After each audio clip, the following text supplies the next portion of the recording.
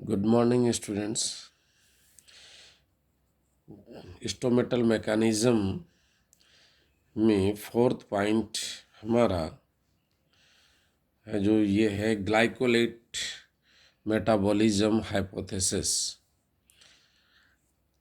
Glycolate इस metabolism hypothesis का सिद्धांत है जो जेटेक ने 1963 में प्रतिपादित किया था। इसी के अनुसार CO2 की सांद्रता यानी कि कार्बन डाइऑक्साइड की सांद्रता कम होने से द्वार कोशिकाएं यानी गार्ड सेल्स में ग्लाइकोलिक एसिड बनता है और ग्लाइकोलेट से कार्बोहाइड्रेट संश्लेषण होता है और ग्लाइकोलेट के बनने से द्वार कोशिकाओं का ऑस्मोटिक प्रेशर बढ़ता है। इस क्रिया के लिए ATP की आवश्यकता होती है जो कि निम्न प्रकार रिएक्शन के अंदर दी गई है। NADP plus ADP plus inorganic phosphate plus H2O प्रकाश की उपस्थिति में NADPH plus hydrogen ion plus ATP plus half molecule of oxygen बाहर निकलता है। यह अचक्रिक फास्फोराइलेशन के अंतर्गत होता है। दूसरा स्टेप इसमें है glycolate plus NADP plus hydrogen ion. यह है जो ग्लाइऑक्सिलेट रिडक्टेज की उपस्थिति के अंदर NADP और ग्लाइकोलेट बनाता है। थर्ड स्टेप में है glycolate plus half molecule of oxygen. Glycolate oxidase की उपस्थिति में ग्लाइऑक्सिलेट प्लस H2O2 बनाते हैं। H2O2 कैटालाइज की उपस्थिति में 1 molecule of water plus half molecule of oxygen बनाते हैं। तो ये है एक प्रक्रिया है जिसके अंतर्गत यानी कि है, लेकिन इस प्रक्रिया के अंदर भी स्टोमेटा का खुलना और बंद होना का पूर्ण प्रक्रिया है जो नहीं बताई गई है।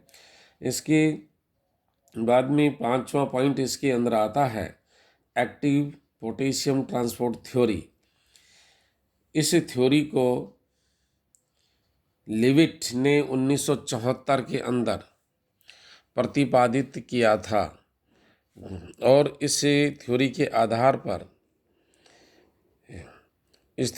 आधार पर है जो हम इसको विस्तृत रूप से एक्सप्लेन करेंगे, जो कि आप देख रहे हैं कि इसमें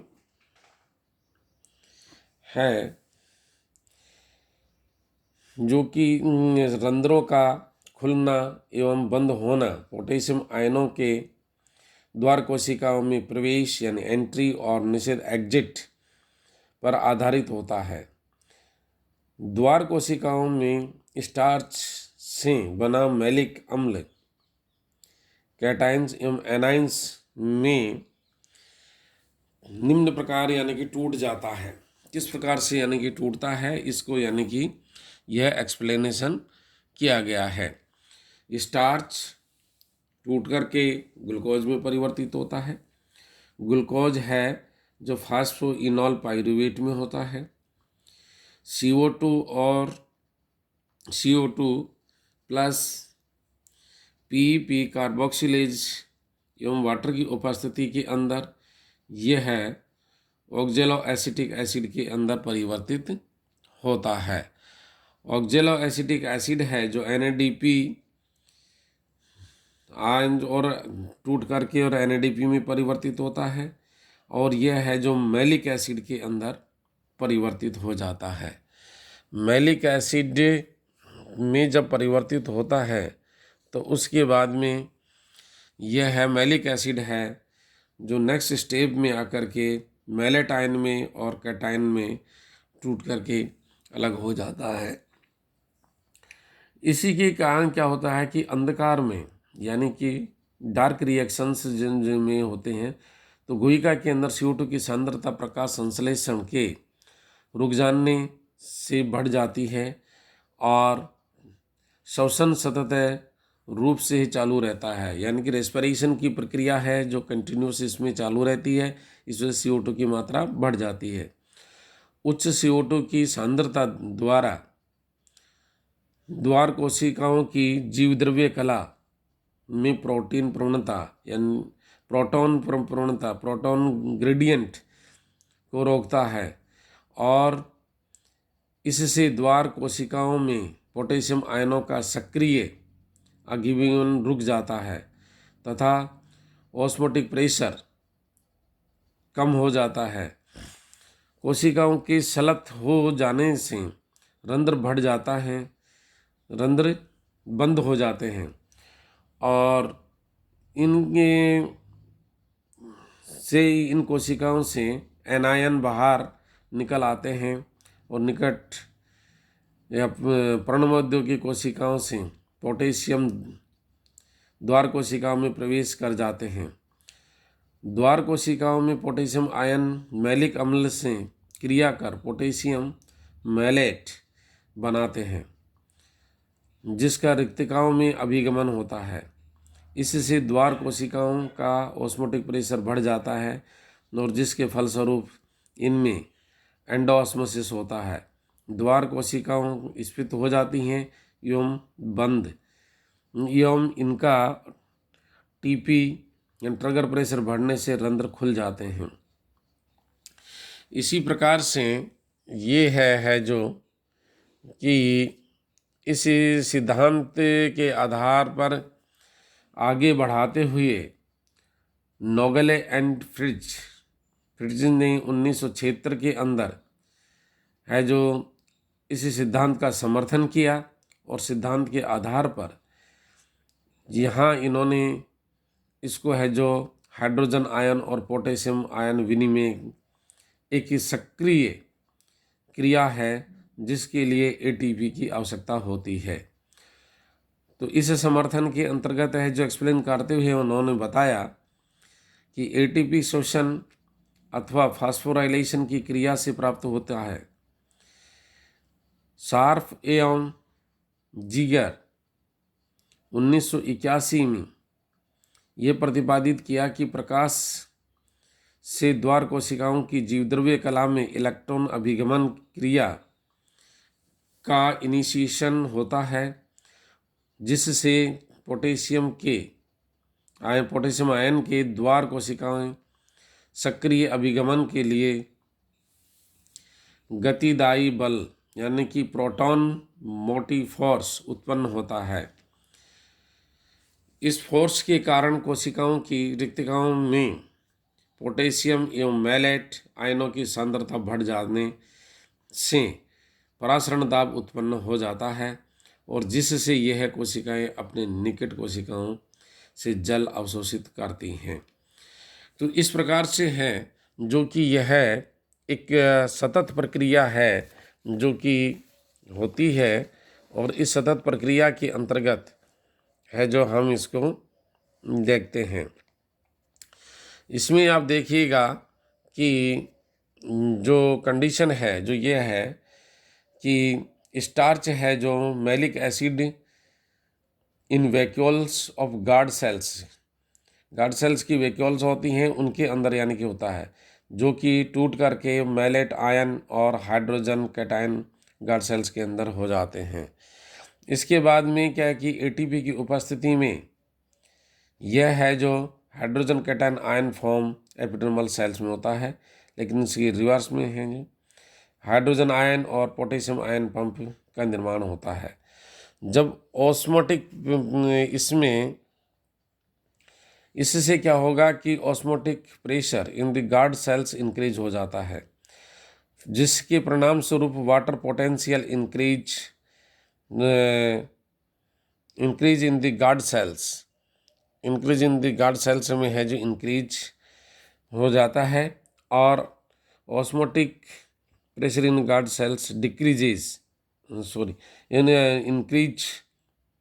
पोटेंशियल, इसमें वाटर पोटेंशियल है जो डिक्रीज हो इसमें गार्ड सेल एंडोस्मोसिस होगा, और गार्ड सेल्स हैं जो कि इसमें देखिए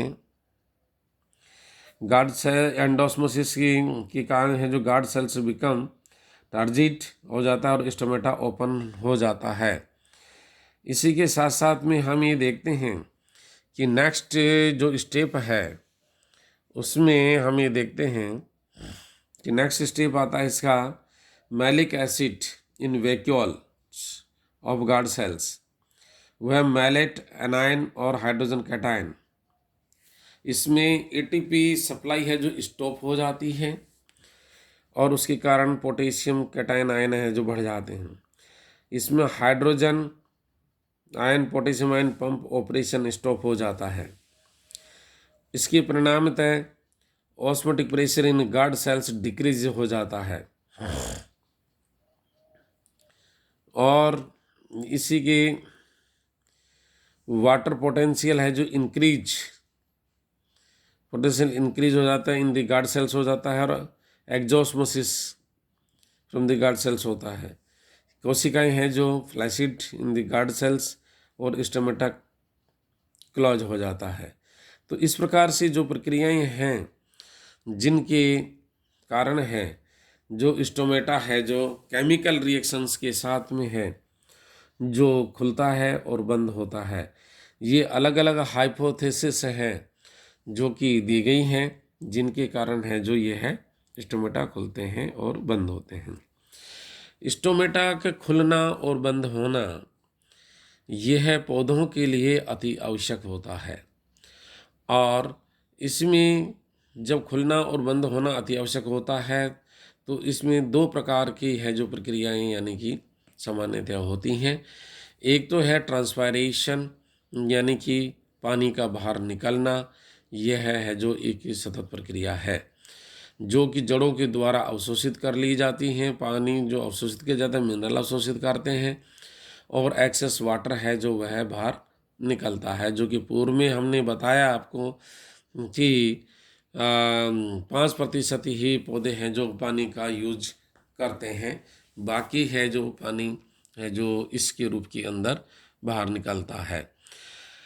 इसी के साथ साथ ये भी देखना है कि स्टोमेटा के खुलने और बंद होने के से एक इस ट्रांसपायरेशन साथ साथ रेस्पिरेटरी कंडीशंस भी यानी कि होती हैं जिसमें गैसेज का विनिमय भी गार्ड्स कोशिकाओं के द्वारा होता है।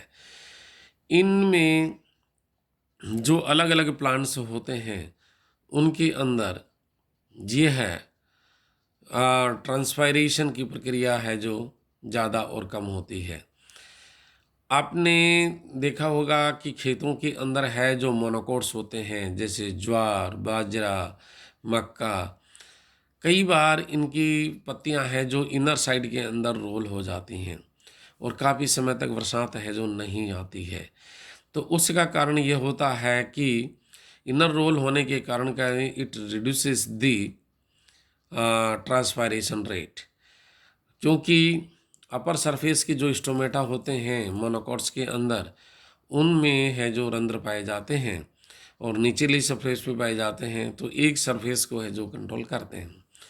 लेकिन दूसरे जो पौधे होते हैं जिनमें हम है जो ये देखते हैं कि डाइकोट्स के अंदर लोअर सरफेस के ऊपर अबैक्सियल जिसको कहते हैं abaxial surface of the leaves, उनके ऊपर स्टोमेटा है जो रहते हैं और वो काफ़ी अधिक मात्रा के अंदर पानी का लॉस करते हैं। पूर्ण रूप से सक्रिय रूप से स्टोमेटा होते हैं जो मीजोफाइट्स में होते हैं। जीरोफिटी कंडीशंस के अंदर हैं जो ये रूडिमेंट्री कंडीशंस के अंदर यानी कि या संकन टाइप के स्टोमेटा होते हैं। But in the case of the aquatic plants either the stomata are absent और they are found in the rudimentary form. But in the some aquatic plants there are the stomata are present on the upper surface, that is the adaxial surface of the leaf, तो उनके ऊपर उपस्थित होते हैं। तो इसका तात्पर्य है कि प्लांट टू प्लांट और ग्रुप टू ग्रुप यह निर्भर करता है कि स्टोमेटा है जो कहाँ उपस्थित होते हैं और किस प्रकार से प्रक्रियाएं यानी कि करते हैं। इसके अलावा हम हैं जो इस के संदर्भ में नेक्स्ट जो हमारा लेक्चर होगा उसके अंदर है जो factors, and those are the very important, जो कि ट्रांसपायरेशन को है जो प्रभावित करते हैं। उसको प्रभावित करने वाले जो भी पार्ट हैं उनको हमें जो एक एक करके लेंगे और उनके बारे में फिर हमें जो बताएंगे। थैंक्स।